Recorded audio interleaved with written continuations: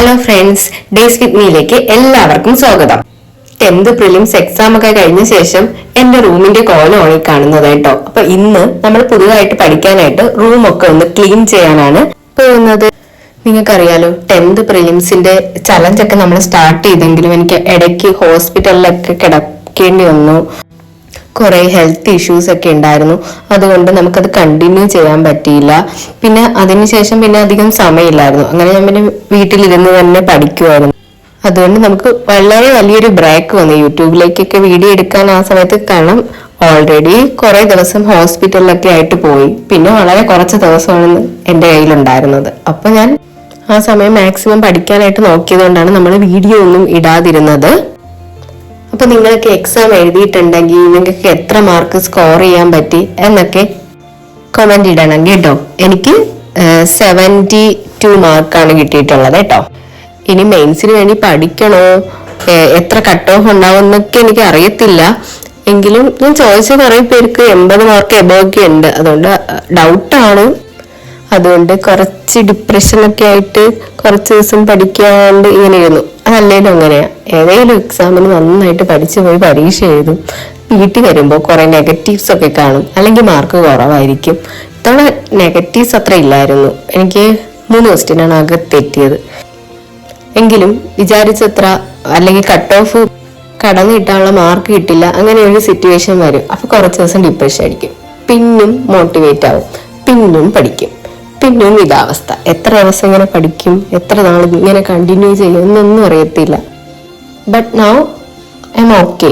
ഞാൻ പഠിക്കും, എന്തായാലും ജോലി നേടും എന്നൊരു കോൺഫിഡൻസിൽ തന്നെയാണ് മുന്നോട്ട് പോകുന്നത്. LD എക്സാം ഒക്കെ കഴിഞ്ഞപ്പോൾ ശരിക്കും ഞാൻ വളരെ വലിയൊരു ബ്രേക്ക് എടുത്തു. എനിക്ക് ആകെ വല്ലാണ്ടായി. പക്ഷെ ഇത്തവണ ഞാൻ അത്രയും നാളൊന്നും പോകുന്നില്ല.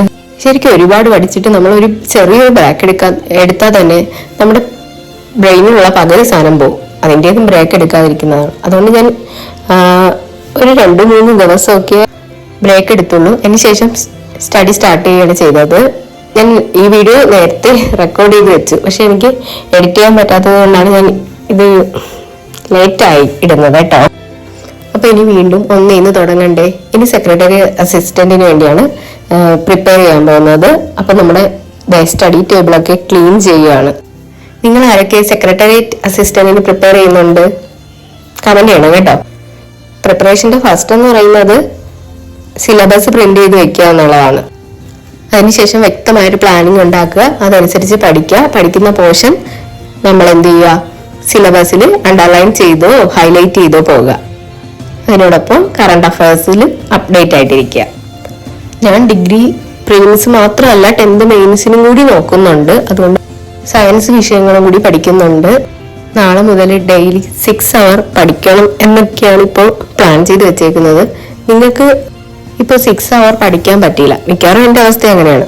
എങ്കിൽ മാക്സിമം പറ്റുന്ന എത്രയോ അത്രയും പഠിക്കുക. എന്നിട്ട് അത് ഇംപ്രൂവ് ചെയ്ത് വേണമെങ്കിൽ 1 മണിക്കൂർ പഠിക്കുക. കുറെ നാള് 1 മണിക്കൂർ മാത്രം ഒന്നും പഠിക്കാതിരിക്കുന്നതിന് നല്ലതല്ലേ 1 മണിക്കൂർ പഠിക്കുന്നത്. അപ്പൊ 1 മണിക്കൂർ പഠിക്കുക, പിന്നെ അത് കണ്ടിന്യൂ ചെയ്ത് വരിക. കുറെ നാൾ കണ്ടിന്യൂ ചെയ്യുമ്പോൾ അതൊരു ഹാബിറ്റ് ആവും. ഹാബിറ്റ് ആവുമ്പോൾ പിന്നെ അതിന്റെ ടൈം നമുക്ക് ഇൻക്രീസ് ചെയ്ത് വരാം. പിന്നെ 1 എന്ന് പറയുന്ന 1.5, 2 അങ്ങനെയാവും. അതുപോലെ പ്രൊമോഡോ ടെക്നിക്സ് ഒക്കെ യൂസ് ചെയ്ത് പഠിക്കാം. നമ്മൾ ആൾറെഡി ആ ഒരു ടെക്നിക്കിനെ കുറിച്ച് വീഡിയോ ചെയ്തിട്ടുണ്ട്. അത് അറിയത്തില്ലെങ്കിൽ വീഡിയോസ് ഒന്ന് നോക്കാട്ടോ. പിന്നെ വെറുതെ പഠിച്ചു പോയിട്ട് കാര്യമില്ല. റിവിഷൻ നമ്മൾ നേരത്തെ ഒരുപാട് വീഡിയോയിൽ ചെയ്തിട്ടുണ്ട്. അതിലെല്ലാത്തിലും ഞാൻ പറയുന്നത് റിവിഷൻ ആണ്. Revision is most important. 10th പ്രിലിംസിൽ ഞാൻ പഠിച്ചെങ്കിലും ലാസ്റ്റ് ഒരു 4 ദിവസം ഞാൻ അത്രയും പഠിച്ചത് ഫുള്ള് റിവിഷൻ മാത്രമാണ് ചെയ്തത്. അതുകൊണ്ടാണ് എനിക്ക് ഒരുപാട് സ്കോർ ചെയ്യാൻ പറ്റിയത്. ഇതിനു മുന്നേ ഞാൻ എഴുതിയ എക്സാം ഒക്കെ വെച്ച് നോക്കുമ്പോൾ എനിക്ക് അതിൽ നിന്നൊക്കെ ഒരുപാട് ഹൈ മാർക്കാണ് കിട്ടിയത്. അത് ഈ റിവിഷൻ കാരണം തന്നെ. ആഴ്ചയിൽ 5 ദിവസം പഠിക്കൂ, ബാക്കി ശനി ഞായറും 2 ദിവസം നമുക്ക് റിവിഷൻ ചെയ്യാം. ഇപ്പൊ ശനി ഞായർ തന്നെ ചെയ്യണമെന്നില്ല. നിങ്ങൾക്ക് ഓക്കെ ആയ ദിവസം സെലക്ട് ചെയ്യാം. അതെ, നമ്മളെ റൂമൊക്കെ ക്ലീൻ ചെയ്തിട്ടുണ്ട്. ഇനി ഒന്ന് പഠിച്ചു തുടങ്ങുക അല്ലേ. ഇനി നമ്മൾ വീക്ക്ലി വീഡിയോ ചെയ്യും. അതുപോലെ ഷോർട്സ് വീക്ക്ലി 3 ഒക്കെ ഇടും. മടിയൊക്കെ പിടിച്ചിരിക്കുവാണെങ്കിൽ റൂമൊക്കെ ക്ലീൻ ചെയ്ത് സ്റ്റഡി സ്റ്റാർട്ട് ചെയ്യട്ടോ. ഒപ്പം ചാനൽ സബ്സ്ക്രൈബ് ചെയ്യുക, വീഡിയോ ലൈക്ക് ചെയ്യുക, ഷെയർ ചെയ്യുക. Thank U.